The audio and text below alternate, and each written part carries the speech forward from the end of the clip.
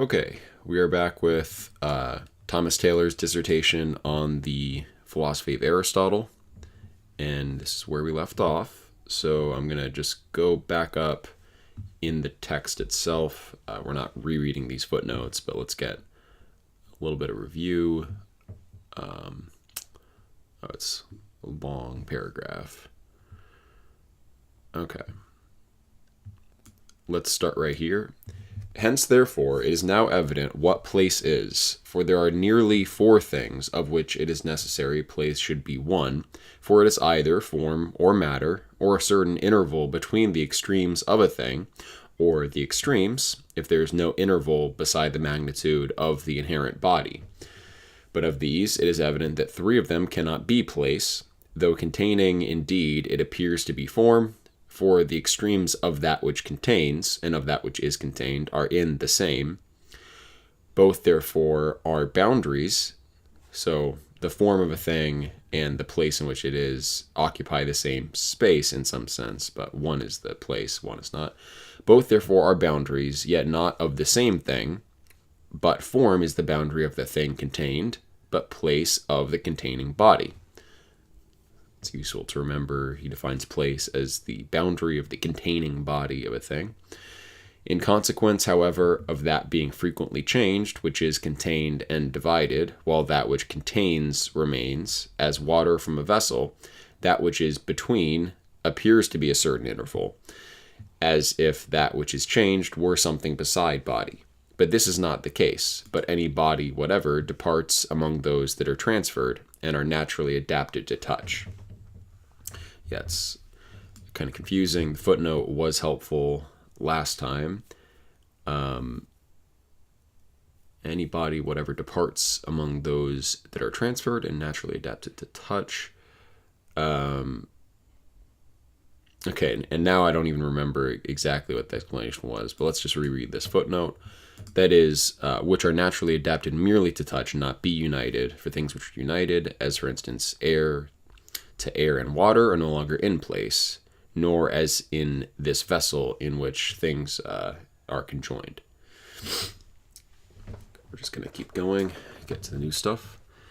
If, however, there were any interval which is naturally adapted to abide in the same place, there would be infinite places, for water and air being transferred, all the parts affect the same thing in the whole, as all the water in the vessel.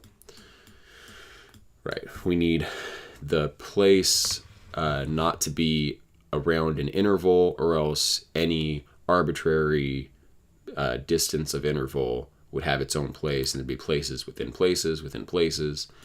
Aristotle's definition of like that boundary of the containing medium doesn't run into those regresses. At the same time, too, the place will be changed so that there will be another place of place, and there will be many places together. There is not, however, another place of the part in which it can be moved when the whole vessel is transferred, but the same place, for in that place in which they are contained, air and water and the parts of water are alternately transferred, and not in that place into which they pass, in which is a part of the place that is the place of the whole heaven. Okay, so again, Aristotle's notion of place, he wants to avoid the idea that there could be infinitely many places and places within places, and there are issues of motion. Obviously, like relative motion becomes a real issue. Aristotle has like a fixed grid in which the whole cosmos subsists, so he can't have kind of relativism. Okay, matter. This is where we left off. Matter also may appear to be place if anyone directs his attention to that which is at rest, and is not separated, but continued. For just as if matter is changed in quality, something which is now white was formerly black, and that which is now hard was formerly soft, on which account we say that matter is something, thus also place appears to be something, through a fantasy of this kind. So I guess the analogy between matter is that matter remains and is kind of a place in which qualities inhere. Except, however, that in the instance of water and air, this is said to be the case, because that which was air is now water, but in place, because where there was air, there is now water. But matter, as was before observed, is neither separable from the thing, nor does it contain, both which are the properties of place. Right? Let's look at footnote 6 here. Aristotle, having subverted the hypothesis that place is form and interval, now employs a similar method concerning matter, and as on the other subjects, so likewise here, he first mentions the causes through which someone may fancy that matter is place. He likewise now assigns a more probable reason than before, and at the same time unfolds the intention of Plato in calling matter a receptacle and place. I've seen it listed as a synonym for matter, space, in Pythagorean sources. So I think that's a little bit different than place, but where does Plato call matter place? I'm not sure. Afterwards, he adduces the arguments through which it is not possible to think that matter is place, wishing, however, to mention the probability of the similitude of place to matter. Wishing, however, to mention the probability of the similitude of place to matter. So why do people have this idea? He appropriately assumes the hypothesis, for then, says he, matter may appear to be place when anyone directs his attention to that which is at rest in place, and is not moved according to place, for things which are in matter are at rest, but are not moved in it. But it is perhaps better, says Aspasius, to dismiss him who introduces the similitude of matter and place, because matter flows, for place, as long as it endures, is at rest and is immovable. Farther still, thus also matter may appear to be place, if we look to one of the postulates concerning place, viz., that place and that which it contains are continued. Okay. Farther still, matter may appear to be place if we look to the one postulate, that which contains and is continued, since also the form which subsists in matter is in continuity with and is not separated from it. Okay. I thought he was saying that place has to be separate and not continued. So this would be a point of dissimilitude between matter and place, because he did say that the place of something had to be touching the object that is in the place, meaning a difference of substance, but form which subsists in matter is in continuity with and is not separated from it. So I'm not sure how that jives with what was said before. Maybe the continuity is not like in the sense of a continuum here, but we're going to read the rest of the footnote and maybe it'll be clarified. But this is evidently contrary to what was before admitted concerning place. Oh, okay. Well, that's what I was just saying. I was like, that doesn't make sense. Okay.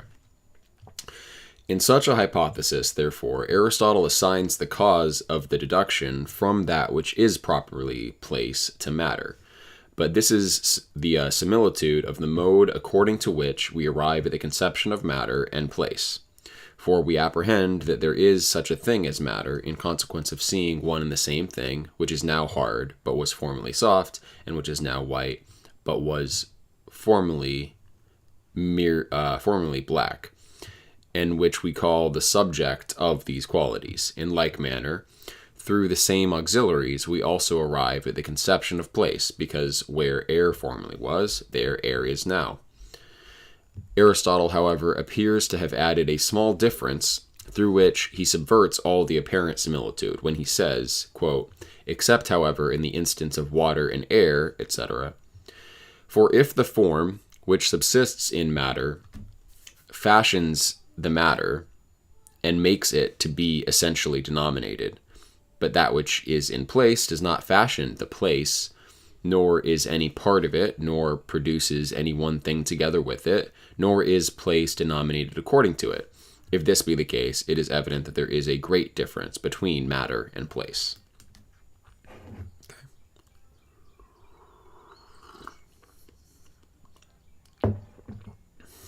But this is common to them, to receive different things, remaining the same as they were before they received them. Hence also Plato called matter the place, region, and receptacle of forms. May not therefore essence or substance be called the place of accident? This indeed, so far as it is a receptacle, will not be remote from such an appellation, but it differs in this, that the things contained in matter and in place are essences in essences.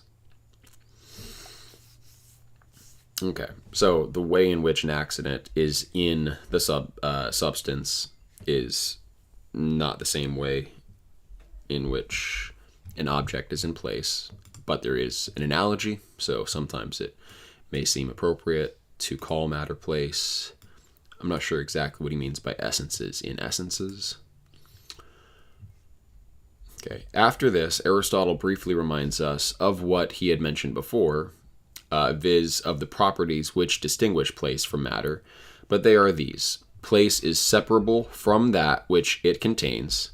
Matter is not separable. Place comprehends that which is in itself. Matter does not comprehend, but is comprehended by that which is in it. Okay, but how is matter said to be not separable if forms accede to and recede from it in the same manner as bodies in place?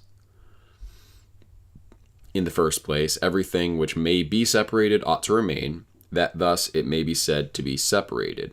But form does not remain without matter, so that neither is it separated from matter, nor matter therefore from it.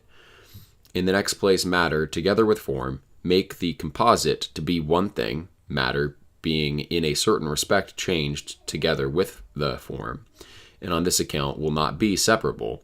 But place is then by itself, and has nothing in common with that which is in place. In short, not only with respect to form is it necessary to understand that matter is not separable, but also with respect to that which is material. For matter is not separable from that which is material in the same manner as place from that which is in place, since matter is not separable from the thing of which it is the matter, in the same manner as place is separable from the thing of which it is the place. Okay, so the difference between matter and place is pretty clear. The separability, something to remember. Matter is not separable from the form, but an object is separable from place, of course. Okay. If therefore, back to Aristotle, I think this is a direct Aristotle quote here, right? I believe so.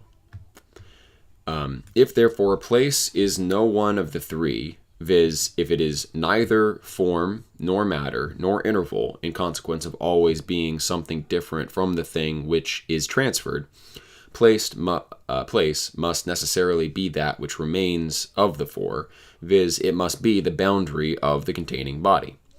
But I call the containing body that which is movable according to local motion. It appears, however, to be something great and difficult to apprehend what place is, both through its seeming to be at the same time matter and form, and through the transition of that which is borne along being effected in that which contains when at rest. For it appears that there may be a certain interval between different from the magnitudes which are moved. Right. The air, so he's saying like the air makes us think there is this empty interval apart from the bodies themselves. By having the place be the boundary of the containing medium, Aristotle makes the place like tied to body. It's not like a vacuum in which things move. And it's not like a pure space occupied by bodies. It is the limit of a containing body. The air also contributes something which seems to be incorporeal, for place appears to be not only the extremities of a vessel, but also that which subsists between as a vacuum. As, however, a vessel is a place which may be transferred, so place is an immovable vessel. Okay. Yeah, he said something along those lines just now, too. He calls the containing body that which is movable according to local motion. So that's actually the opposite kind of point. And then now here he says, a vessel is a place which may be transferred, so place is an immovable vessel. So let's see what he means by that. 7. Aristotle has thus far employed place and a vessel as the same, and has assigned in common the definition of place and a vessel, for each is the boundary of that which contains, according to which it is conjoined with the thing contained. Thus, the body of a shell, for instance, is not a vessel, but inward superficies, which remaining continued, the utensil has the power of a vessel. Okay, so, all right, the body of a shell is a place of the mollusk or whatever is in the shell. The example's a little unclear, but now Aristotle adds the peculiarity of place and a vessel, viz. That place is in its own nature immovable, but that a vessel may be transferred. Yeah, so although he says place is the boundary of the containing medium, he says place by its own nature is immovable. So I guess that was one of the issues that he wanted to avoid before, by saying that the place was in some interval, or was an interval of space, because then place would be moved. So I guess this is also like a desire to avoid relativism kind of move. Okay, so place is in its own nature immovable. Hence, if at any time place and a vessel are changed, yet each preserves its peculiarity, so that place is an immovable vessel, and a vessel a place which may be transferred. As place, too, is the boundary of that which contains, it is very properly said to be immovable, for as a superficies it is of itself immovable, and as place still more so. For how can place be moved according to place? It may, however, be said that a vessel is especially said to be a vessel according to its inward superficies. So similar to this, we reply that a vessel possesses the capacity of containing, which is common to place, according to superficies, but it subsists as a utensil, both according to body and according to its being a body which may be transferred, and which is also itself the recipient of a certain body. Simplicius adds that perhaps Aristotle did not previously assume, in the axioms concerning place, that place is immovable, through the aid afforded by a vessel in the investigation of place. So this aspect of place, which is still kind of mysterious, wasn't spelled out initially, but now in distinguishing place from a vessel, we have that place of itself, of its own nature, is immovable. But it's not totally clear how, because obviously, like he was saying that the inside of a clay pot, the water in it is in the place of that clay pot, but then the pot obviously moves. So I guess that would imply that the place is a kind of relative statement, that there's a difference between absolute motion and like relative motion, where in some sense the water and the place move, but maybe it's better to say that the vessel and the water moves, but the place in which the water remains is always the same. And if we didn't have that kind of distinction, you would fall into a total relativism where like we couldn't say that where I am in my room is one place reliably, because obviously it's moving through the cosmos as the planet moves. Not according to Aristotle, of course, but okay. let's go back up here. Just give me 1 minute.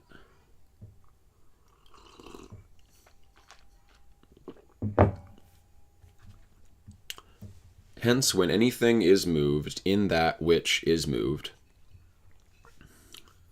when anything is moved in that which is moved, that also which is within changes its place, just as a ship in a river, so that it uses that which contains rather as a vessel than as a place. Okay, when something is moved inside something that's moving, then there is a change of place, but insofar as that place moves, it's acting as a vessel, not as the place of the thing contained. Okay, but place wishes to be something immovable, and hence the whole river is rather place, because the whole is immovable, so that the first immovable boundary of that which contains is place. Okay, so now he's kind of saying that he wouldn't treat a vessel as a place because it's movable. Instead, he goes for, or I guess he's using the example of a ship now, so the river is the place in which the objects in the ship are. I would think that the objects in the ship could still be said to be in the place of the ship, and then the ship is in the place of the river, but let's see. And hence the whole river is rather place, because the whole is immovable, so that the first immovable boundary of that which contains is place. Let's look at the footnote for some help here. Aristotle here uses the word rather because the whole river is not properly the place of the ship, for all the water of the river is not the boundary of that which contains, nor in short superficies, but body. But the whole river is rather place, so far as it is not moved together with the ship. And it is the whole place of the ship, because the ship moves in a part of it.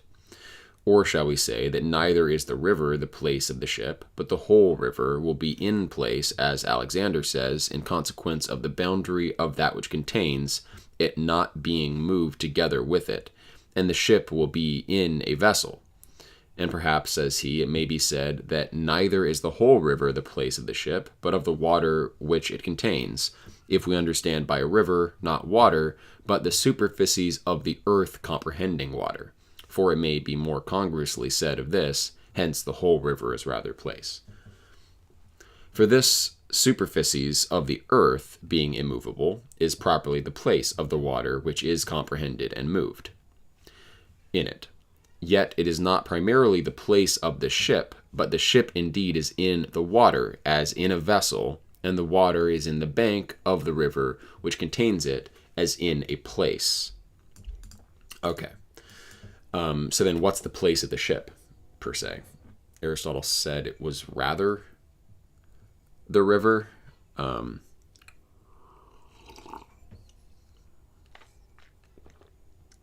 This, therefore, will be the river, which Aristotle calls the place, not of the ship, but of the water. And if this be admitted, it is evident that he calls a river at one time water, and at another superficies containing water. Okay, and then it also, apparently he uses vessel in a much wider sense. So the ship is in water, which is movable, and so the water is a vessel for the ship. But then it's still not totally clear what Aristotle would say is the place of the ship. I thought it was clear until this last little section here. Aristotle, therefore, having shown the difference between place and a vessel, and from this demonstrating the immobility of place, collects from what has been said a complete and perfect definition, viz., that place is the first immovable boundary of that which contains.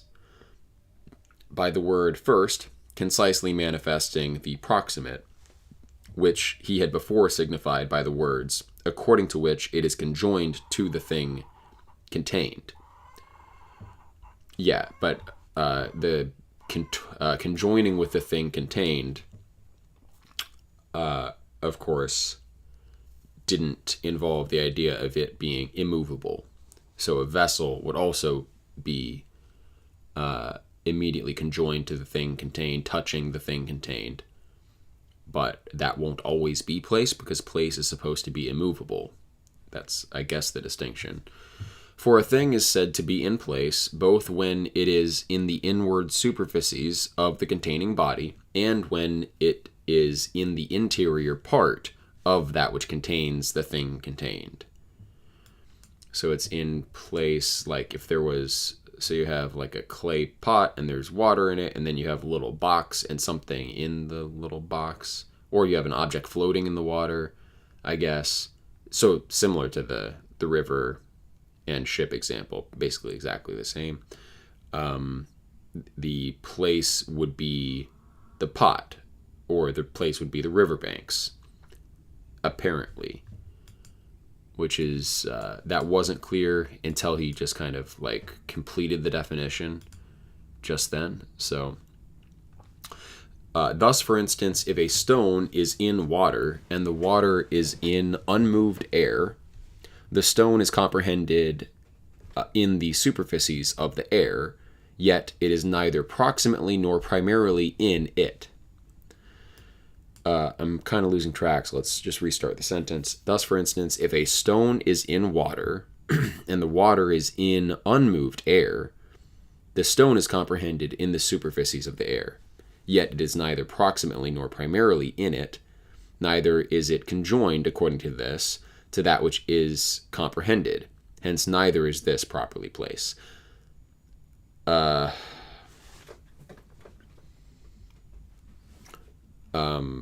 So this is kind of problematic, because he was saying that it's the first unmoved containing thing. If the water is moving and the air is moving, I mean, this may just be Aristotle's fault in having a bad definition of place, if I can be so bold, but the stone is comprehended in the superficies of the air, yet it is neither proximately nor primarily in it. Yeah, but he was saying what is first comprehended in terms of what is the first immovable thing that comprehends. So in this case, if the air is unmoved, the air would be the place, according to what Aristotle was saying, of the stone, if this the water is moving. Okay. Nor primarily in it, nor is it conjoined, according to this, to that which is comprehended. Hence, neither is this properly placed. The boundary also of a vessel is proximate to that which is contained, but it may be moved and transferred, on which account it is a vessel and not place, unless the immovable is assumed. But this Aristotle confirms in what follows. It seems like he's saying two different things in these back-to-back sentences. So something which is in something that can be moved is in a vessel, not in a place. But then on the other hand, the rock in the water, in air which is unmoved, is not said to be in the air because it's not immediately touching the air. Which the only way I can make sense of that is if things that are in vessels just simply don't have a place. And then maybe the rock is not in a place either. But then Aristotle's definition was the first immovable boundary. So maybe it has to be first and immovable rather than the first immovable boundary that you hit. The people in the Jitsi call, is this clear at all? Like, do you get kind of the difficulty that I'm having with this? I don't find it particularly clear.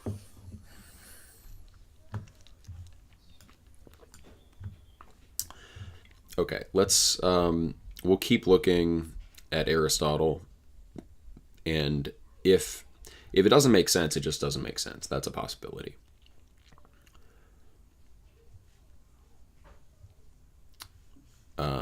As we, figured out going through the Organon, like sometimes Aristotle just doesn't make sense.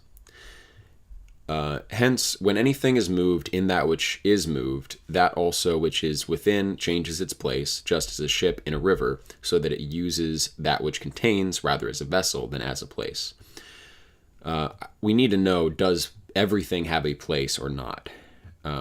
If things which have a vessel don't have place, then there's not as big of a difficulty.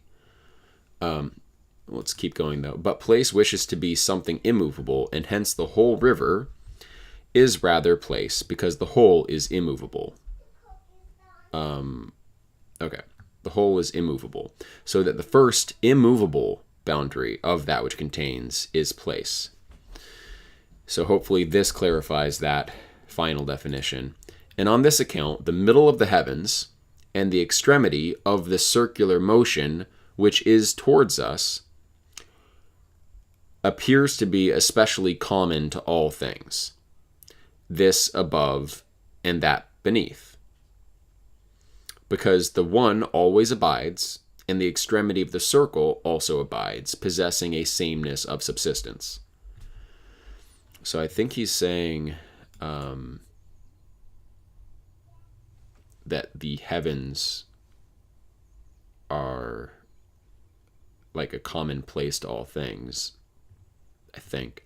Hence, since that which is light is naturally carried upward, and that which is heavy downward, the comprehending boundary which is toward the middle, and also the middle itself downward, but the containing boundary which is toward the extremity, and the extremity itself are upward. On this account, place appears to be a superficies, and as it were, a vessel, and that which contains. Farther still, place in a certain respect subsists together with the thing which it contains, for boundaries subsist together with that which is bounded. That section actually made it less clear for me, but we'll go to the footnote 9. Aristotle proves that place is immovable from the most proper differences of place, and these are, as has already been observed, upward and downward. He appears, therefore, to collect such a syllogism as the following. Place has for its differences upward and downward. That which has for its differences upward and downward has also the middle and the extremity for its differences. That which has the middle and the extremity for its differences has immovable differences.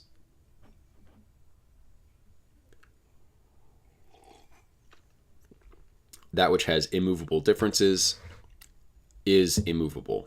Place, therefore, is immovable. Okay, so I guess that's saying that the difference of position is up and down and middle. And those up, down, middle don't change regardless of whether the whole system was moving, I suppose. Okay. That which has the middle and the extremity for its differences has immovable differences. That which has immovable differences is immovable.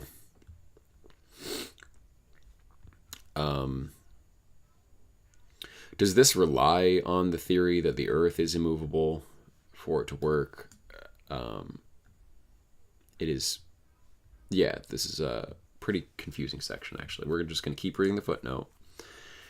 And that place indeed has for it differences upward and downward. Okay. That place indeed has for it differences upward and downward, has been already assumed. For the fifth of the axioms about place was that every place has upward and downward. But that upward and downward are the middle and the extremity, he shows from that which is light, when it tends to the extremity, and that which surrounds being said to tend upward. For thus we say that fire, when it tends to the surrounding ether, tends upward, and that which is heavy, as earth, when it tends to the middle, is said to tend downward. But that the middle and extremity are immovable, Aristotle reminds us when he says, because one always abides, and the extremity of the circle also abides. For the middle, which is the center of the universe, abides always, and also the earth which surrounds it, the latter always remaining both according to place and according to essence in its wholeness and form, though it is changed in its parts and in number. Okay, so the difference of place is middle versus extremes, and that those relative differences don't change, although other things may change, and so that can be immovable as a place. I think he's like modeling place on the nature of the whole cosmos, and so he needs smaller instances of a place of a particular thing to conform to the way in which we are in the cosmos as a place. I believe that's why this whole like middle up and down thing seems kind of odd, because it's tied to Aristotle's notion of the natural movements of the elements and the fixed earth versus the, rotating heavens. So yeah, I don't think this is going to make total sense, because Aristotle's kind of like shoehorning in his theory of cosmology into the notion of place. I think that's it. But the extremity with reference to us of a circulating body, which is the cavity of the lunar sphere, and the superficies which is toward us, always remains essentially the same according to number, both in the whole and parts. And although in its parts it is moved according to place, yet the whole does not change its place, but always similarly remains, possessing local immobility. So the sphere in which the moon rotates is itself immobile, even if the parts in the sphere change. Okay. Let it also be observed that Aristotle calls the hollow superficies of the lunar sphere upward. Okay.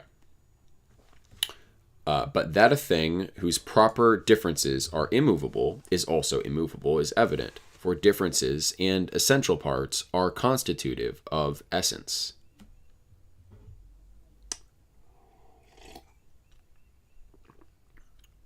Okay, so those different, the differentia is part of a definition. Essences are linked to definitions very often. So I guess the idea is that the differentia of something is part of what it is as an essence, as a substance.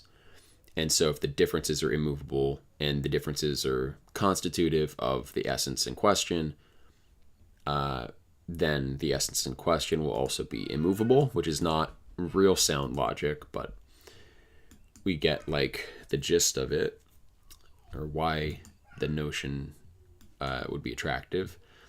At the same time, it will be more evident from the following consideration. If the parts of a thing are moved, nothing hinders but that the whole may be unmoved. As in the parts of things moved in a circle. But if the parts are perfectly unmoved, so as neither to be moved essentially, nor according to accident, much more will the whole be unmoved. Okay, so yeah, that's a a fortiori argument. So even if things that the parts move but the whole doesn't can be said to be unmoved, so a fortiori things which have parts which are unmoved are all the more unmoved. The immobility, therefore, of place is confirmed from our asserting that upward and downward are the differences of place, viz. The middle and the extremity. So if those are the differentia of place, and those are immovable, place will be immovable. I think all of this is just total bogus logic, but we'll keep going. But the extremity of a circular motion with reference to us will be the upward place. For things which are moved upward, being moved as far as to that extremity, are comprehended by and according to it. And that is the boundary of the comprehending circulating body, according to which it contains that which is comprehended. But what will be the place downward? For the center is not a place, since it comprehends nothing. It is also impartible and the most inward of all things. Nor is earth a place, for it is a body and not a boundary. Nor yet is the boundary of the earth a place, for this is the form of the earth, and not place. Therefore, Aristotle, solving these inquiries, adds, quote, the comprehending boundary, which is toward the middle, and also the middle itself, are downward. But the containing boundary, which is toward the extremity, and the extremity itself, are upward, in which he also says that the places upward and downward are, or what the places upward and downward are, and what the things which they contain. For the middle itself, which is the earth, is the body in the downward place, but the comprehending boundary toward the middle is the downward place, being the boundary of the body containing the earth, which body partly consists of water and partly of earth. Okay. I don't see how this idea of upward and downward and middle generalizes to all sorts of different cases of place, but that's all right. Back to this sentence that had the footnote. Farther still, place in a certain respect subsists together with the thing which it contains. For boundary subsists together with that which is bounded. Hence, that body is in place, beyond which there is some other body that contains it, but that is not in place, beyond which there is no such body. On this account, though, water should become a thing of this kind, yet the parts of it will be moved, for they are comprehended by each other. But the universe, in a certain respect, will be moved, and in a certain respect not, for so far as it is the whole, at the same time it will not change its place, but it will be moved in a circle, for this is the place of the parts. And some things, indeed, will not be moved upward and downward, but in a circle, but others, viz. Such as have rarity and density, will be moved upward and downward.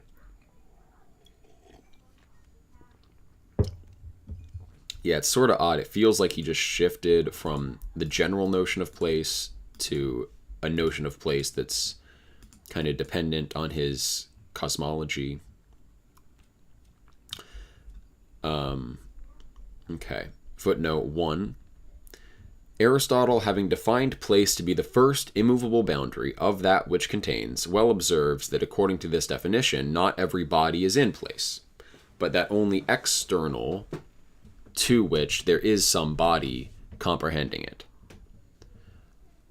Okay. So not every body is in place. Do things that are in a vessel also have a place? That's still not totally clear to me. Hence it follows that neither is the inerratic sphere in place. So the circle of the same is not comprehended by any body, therefore it doesn't have a place. For there is not anything external comprehending it, if it is the extremity of all things. Nor is the whole world in place, since neither is there anything external to this. Instead, the circle of the same would be the place of all other things, or the internal limit of the circle of the same would be. For if there were anything external to it, it must either be a vacuum, and it will be shown that this has no subsistence, or it must be a body, and this must either be finite, and there will be something external to this if every body is in place, and this will be the case to infinity, or there must be an infinite body external to it, which has been already shown to be impossible. Okay. Aristotle, therefore, wishing to persuade that the universe and the heavens are not in place, endeavors to accustom us to a still more paradoxical hypothesis. For though the universe, says he, should be supposed to be water, which especially requires to be in place or in a vessel, yet at the same time the whole of such a thing will not be in place, because in short every subject has not something externally comprehending it, the boundary of which, i.e. place, is subjacent to that which it contains, or is contained. The parts, indeed, of the water would be in place if they were separated, as now the parts of the universe are separated, and which, touching each other, and the one being comprehended by the other, are in place. But homeomerous parts aren't in the place of the medium in which they are, because they are continuous. You need a difference of substance, you need touching, and when two things that are the same substance are continuous, that doesn't count as touching. These are a little idiosyncratic. All these, like, it doesn't count as place unless it meets these criteria. It seems like, what's the explanatory use of even the idea of place, except like conforming to everyday usage. But okay. But since things are said to be in place, which are moved according to lation, that's upward and downward, on this account he syllogizes from local motion and infers that the parts of the universe are indeed in place, but that the whole is not. Okay. As we have said, however, back to Aristotle, some things are in place according to capacity, but others according to energy. On this account, when that which is of similar parts is continued, the parts are in place according to capacity, but when they are separate and touch like a heap, they are in place according to energy. So like the parts of a piece of bread are in place according to capacity, because I could cut up the piece of bread, and then those parts that I've just cut up are now actively in place, but before they weren't in place because they were continuous with the rest of the bread.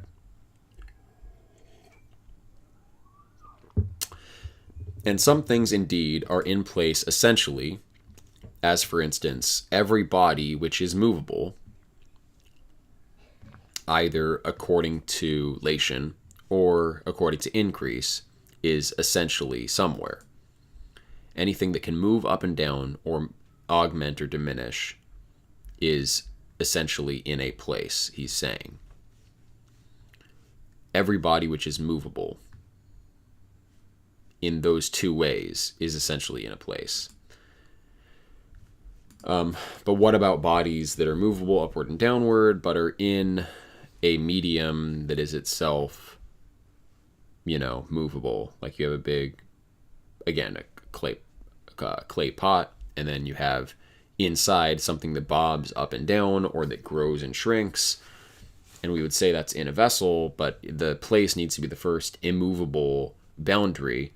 And if you say that boundary is like the inside of the sphere of the moon, then like that doesn't meet the definition that the place has to be the boundary. It has to touch that which is contained. But then place can't be the vessel because the vessel is movable. So I don't know. I might want to look at another source on Aristotle's like concept of place, because it does seem pretty convoluted. So I'm going to do that before we pick this back up tomorrow, and then hopefully we can clarify it a little bit. Keep reading for now. But heaven, i.e. the universe, is not, as we have said, anywhere totally, nor in one certain place, since no body comprehends it. But so far as it is moved, so far its parts are in place, for one part adheres to another. But other things are in place accidentally, as for instance soul and the universe, for all the parts are in a certain respect in place, since in a circle one part comprehends another. Hence the upward body alone is moved in a circle, but the universe is not anywhere, for somewhere is itself something, and it is necessary that there should be something else in which the somewhere is, and which contains it. But beside the universe and the whole, there is nothing external to the universe. Hence all things are contained in the heaven, for the heaven is perhaps the universe. But place is not the heaven, but a certain extremity of the heaven, and a quiescent boundary which touches the movable body. Hence the earth is in water, this in air, and air in ether. Ether is in the heaven, but heaven is no longer in anything else. So it's interesting. He says ether is in the heaven, which implies that the heavens are not composed of ether, and yet the heaven has to be a body of some kind. So ether has to touch something, some like imperial substance of the heaven. According to what he said before, that seems to be the only way to say that ether is in, according to place, the heaven. The heaven then would have to be a body made of something else, seemingly. Let's look at footnote 2, and then we'll probably wrap up. Unless there's a better end point. Oof, there is. I don't know if... Yeah, we can make it to there. All right. Footnote 2. Aristotle, proposing to show that the whole heaven and the whole world are not in place, he makes a division into all the modes according to which anything is said to be in place, for some things are in place in capacity and others in energy. Thus, continued quantities, which are not yet parts, are said to be in place in capacity, just as when they are divided, they will be in place according to energy. For that which is separated and now divided, which is when it is comprehended by something, is in place according to energy. Again, such things are in place essentially as are naturally adapted to be moved according to place, either according to lation, that is motion in a right line, according to which the transition from place to place is effected. For lation is one thing and circulation another. Okay, so when I looked up lation, it said up and down, but now he's saying just in a straight line, that's lation. So it is just a certain kind of locomotion. Straight locomotion. And lation versus circulation. It's kind of neat. All right. Or such things as are moved according to increase and diminution. Yeah, he's saying anything that moves in a straight line is essentially in place. I guess, is motion defined as changing place or no? We had looked at different meanings of motion, but not that specific on the notion of locomotion itself. All right. For we say that these are in place as being themselves moved according to place. For though they do not change the whole place, yet they receive and abandon a certain place. Yeah, so anything that undergoes locomotion, insofar as it moves place. And so essentially then, things that are moved like that are in place. And hence these things are essentially in place. But then what about like, something in a ship where it's in a vessel, the ship moves. The objects, I guess you would say that the objects in the ship don't move because they're not changing place, because their place is the ship. But then the ship is not a place, it's a vessel, because place is essentially unmoved. That extra kind of requirement for place, the immovability, seems to just kind of destroy the whole notion and makes it only appropriate at a cosmic scale. That's how it seems to me. For though they do not change the whole place, yet they receive and abandon a certain place, and hence these things are essentially in place. But having mentioned the three significations of a subsistence in place, viz., incapacity, in energy, and essentially, he shows that the whole heaven is not in any place, according to any of the above-mentioned modes of a subsistence in place. For it cannot be in place in energy, because there is nothing external with which it can come into contact, although it should be supposed to be in place in capacity, because it is not a part. Nor yet is it essentially in place, because it does not receive or abandon place. Nor, in short, is it moved according to place, because it is neither moved according to lation, nor according to increase and diminution. Okay, so lation, not locomotion in general, but it's movement in a straight line, so not circulation, or increase and diminution, those essentially change place. The heaven circulates, but that doesn't count as moving place or changing place. But Aristotle adds the common cause of the whole heaven not being in place according to any of these modes, viz., it not being comprehended by any body. Having also said that it is not in place because the whole is not moved according to place, he adds, quote, but so far as it is moved, so far its parts are in place, but it is moved neither upward nor downward, but in a circle. Hence it is not itself in place, as not having any local transition. But its parts, viz., the celestial spheres, are in place, for the inward spheres are always comprehended by the outer, and are moved in place of these, their parts at the same time changing their places, and in this they differ from the ineradicate sphere, or the whole heaven, or the universe, that these do not change their place, nor even according to their continued parts, for the continued parts of the ineradicate sphere, admitting this sphere to be the outermost, do not change their place, because they are not in place, nor are comprehended by anything externally. It must be observed, however, that though the whole heaven, or the universe, is not properly in place because there is nothing external to it, yet as the stars, and whatever exists in the outermost body, are in the boundary of that body so far as it comprehends, and are therefore in place. The whole heaven may also be said to be in place, because we say that the whole is in that place in which the parts subsist. The whole heaven, therefore, is in place according to accident. Okay. So the stars are in the boundary of that body, whatever it's made of, the outer circle. The stars are not homogeneous with the outer substance of that sphere. And so they are in place. And so a thing that has parts that are in place, how did he phrase that? Because we say that the whole is in that place in which the parts subsist. So if the parts have place, then the whole accidentally has place, I suppose. Okay. Okay, moving on. The heaven is no longer in anything else.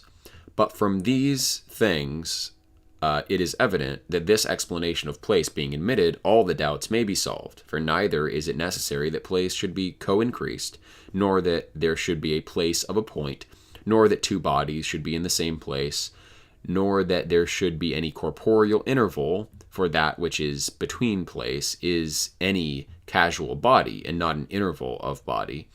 Place also is somewhere, yet not as in place, but as bound in the thing bounded. But as bound in the thing bounded. For not every being is in place, but only movable body. So place is somewhere, but not in a place. That which is in a place is a movable body. Okay, 3. One of the doubts concerning place was, if every body is in place, and in every place there is body, it will be requisite that the place of things which are increased should also be increased together with them. For if this is not admitted, the enlarged body will no longer be in place. Yeah, as something grows, the place in which it is has to kind of grow as that internal boundary of the containing medium. To this we reply that the containing body recedes, either according to an anti-peristasis, when that which is next in succession occupies the place of that which is elsewhere diminished, or according to condensation and compression, in which case the boundaries give way so that the things which are increased are in a greater place. When this happens, however, place is not essentially increased, for no boundary is increased essentially. But the contrary takes place. When being condensed, it is contracted. Again, neither is there a place of a point, for it is not necessary, if there is a place of a point, that the boundaries of it should also be in place, since these are neither separated nor contained, as it is necessary things should be that are in place. In short, if continued parts are not in place because they are not separated from the whole, much less will the boundaries of body be in place. In the third place, Aristotle says, the doubt is solved which was first mentioned, viz. That neither is place incorporeal, for it has 3 intervals, length, breadth, and depth, by which every body is defined. And it is impossible that place should be body, for if it were, there would be 2 bodies in the same thing. This doubt, therefore, is solved from the definition of place, for the boundary of that which contains has not 3 intervals, nor is it body. The boundary has 2 dimensions, I guess. Through the same definition also it may be shown that place is not corporeal interval, since this has 3 dimensions, so that he who asserts that place is triply extended interval must also grant that 2 bodies may be in the same place, which does not happen to him who says that it is the boundary of body. The doubt of Zeno is likewise solved from this definition, for Zeno said, if every being is somewhere, place also will be in place. But if place is the boundary of that which contains, place also will be in something, where signifying a substance in something. It will not, however, be as in place, but as boundary in the body of which it is the place.